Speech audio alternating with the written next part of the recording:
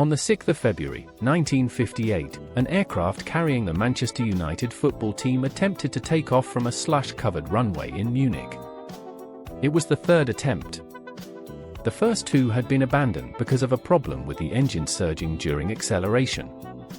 On the third, the plane failed to reach the speed it needed, ran off the end of the runway, crossed a road, and struck a house and a hut containing fuel.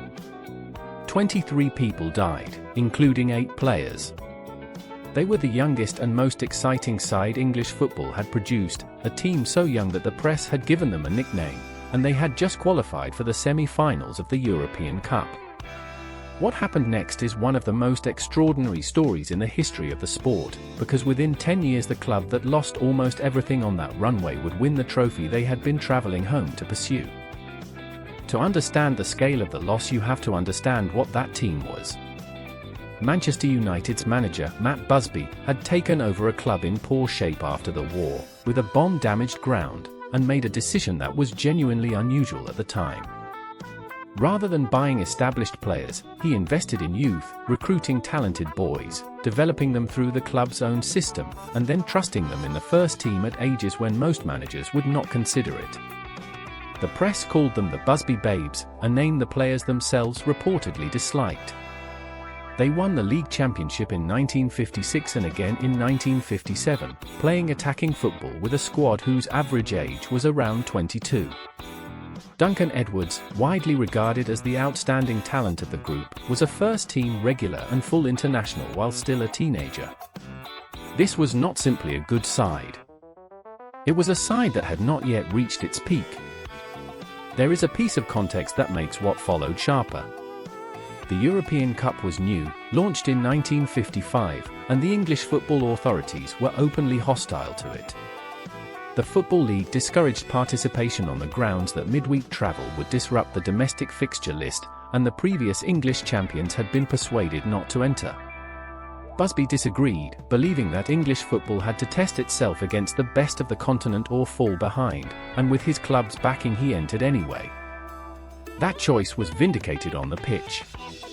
United reached the semi-finals in their first campaign and were progressing again in their second. The reason the team was flying home through Munich at all was that they had played a quarter-final second leg in Belgrade, drawn, and gone through on aggregate. The aircraft had stopped in Munich to refuel because it lacked the range for the whole journey. Conditions in Munich that afternoon were poor, with snow falling and slush accumulating on the runway. The aircraft was a twin-engined airliner, and on the first 2 attempts the crew experienced what is called boost surging, an uneven surge of power as the throttles were opened, which is associated with the engine type in those conditions. They taxied back, discussed it, and tried again. On the third attempt the aircraft accelerated but then lost speed at the critical moment, past the point where the takeoff could safely be abandoned, and could not get airborne. It overran the runway, went through a fence, crossed a road, and the left wing struck a house while part of the aircraft hit a hut containing a truck loaded with fuel, which exploded. The goalkeeper Harry Gregg, who survived, went back into the wreckage repeatedly and pulled people out, including a baby and her pregnant mother. The question of blame took more than a decade to resolve, and the way it was handled has its own place in this story. German investigators initially concluded that the primary cause was ice on the wings, which placed responsibility on the captain, James Tyne, for failing to have the aircraft de-iced. Tyne, who survived, was dismissed by his airline and spent years fighting that finding.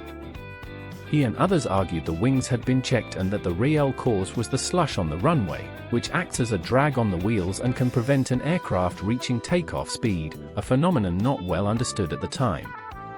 Slush drag has since been thoroughly researched and is now a recognized hazard governed by operating limits. After repeated inquiries, a British review in 1969 concluded that slush was the major cause and effectively cleared Tyne. By then his career was over. 23 people died. Among the players, 7 were killed at the scene or shortly after, and Duncan Edwards, who was 21, survived for 15 days before dying of his injuries, a period in which his condition was reported daily and his recovery widely hoped for. Also killed were 8 journalists, several of them among the best-known football writers in the country, along with club staff, supporters, and crew members. Matt Busby himself was gravely injured, received the last rites twice, and spent months in hospital in Munich. He was not told for some time how many of his players had died. Bobby Charlton, then 20, was thrown clear still strapped in his seat and survived with comparatively minor injuries, and would go on to become one of the greatest players England produced. 2 survivors, Johnny Berry and Jackie Blanchflower, recovered but were injured too severely ever to play again. What the club did in the immediate aftermath is difficult to imagine happening now. United had a fixture to fulfill 13 days later, an FA Cup tie, and they played it, with a team assembled from reserves, 2 emergency signings and the handful of survivors fit enough to take the field. The programme for that match was printed with blank spaces where the team sheet should have been, because nobody knew who would be available. They won. They then reached the FA Cup final that season, carried by an extraordinary wave of public sympathy, and lost.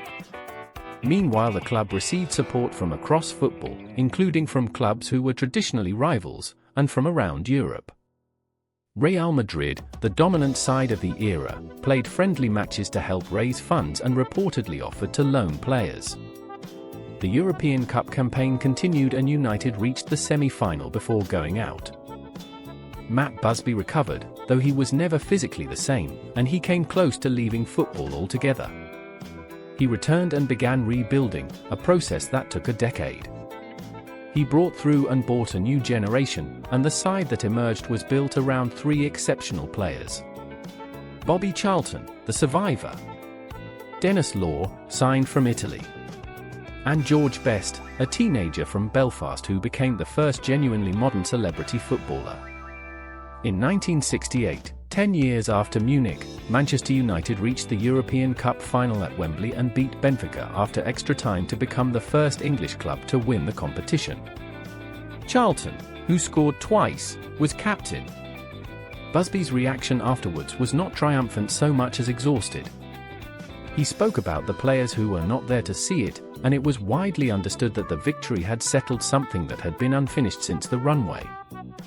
Munich changed Manchester United permanently, and it changed how the club understood itself. What is genuinely unusual is that the identity did not form around victimhood. It formed around the idea that the club continued, that it fielded a team 13 days later with whoever could walk, that Busby went back to work and built another great side rather than managing the memory of the last one. The anniversary is still marked at Old Trafford every year. There is a clock on the ground fixed at the time of the crash, and the names are still read. Meanwhile, the crash itself did real work in aviation, because the argument over slush drag that ruined one pilot's career led to the research and the operating rules that protect every aircraft taking off from a contaminated runway today. 23 people died in Munich. What came out of it, in football and outside it, took decades to become clear.